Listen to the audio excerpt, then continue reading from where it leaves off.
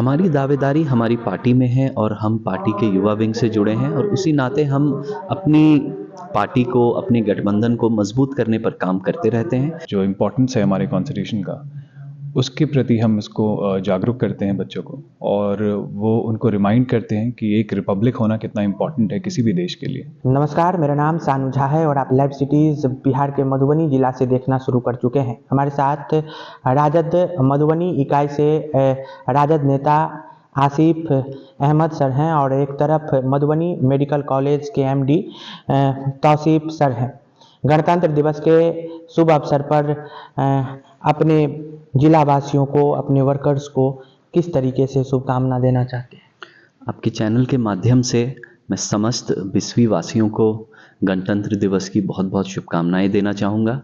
आज का ही दिन था जब हमारा संविधान लागू हुआ और ये एक ऐसा त्यौहार है जो हर कोई मिलकर मनाता है, चाहे वो हिंदू हो, मुस्लिम हो, किसी भी जाति के हो, विभिन्न जाति के हो, सब लोग एक प्लेटफॉर्म पर आकर, एक जगह आकर मिलजुल कर इस त्यौहार को मनाते हैं जो कि हमारा गणतंत्र दिवस है। एक बार फिर से सभी लोगों को गणतंत्र दिवस की बहुत बहुत शुभकामनाएं। हमारे साथ दूसरी तरफ मधुबनी मेडिकल कॉलेज के एमडी हैं। क्या कहना चाहेंगे गणतंत्र दिवस से? आज उसी गणतंत्र दिवस के दिन ही हमारा कॉन्स्टिट्यूशन जो है वो इस देश में इम्प्लीमेंट हुआ था।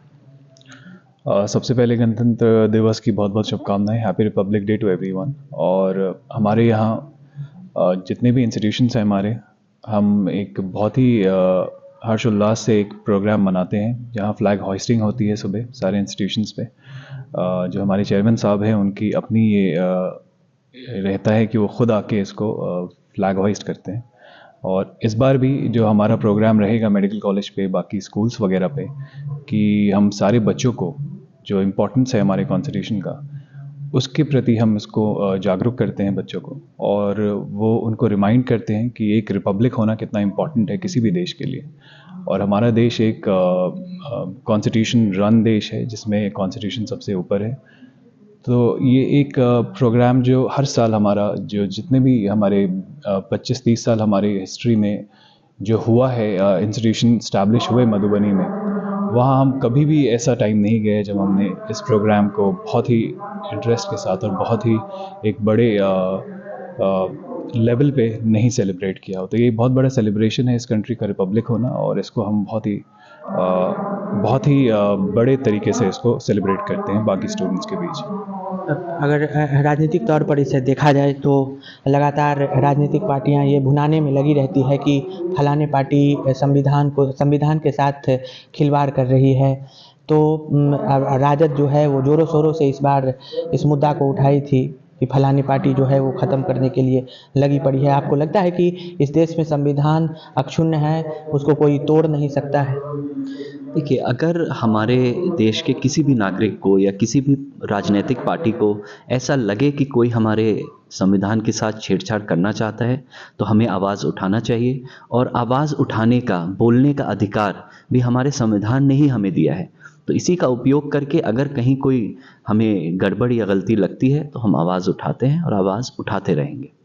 क्या कहना चाहेंगे? बिस्फी विधानसभा में आपकी अगर देखा जाए तो आपकी दावेदारी बन करके सामने निकल करके आ रही है।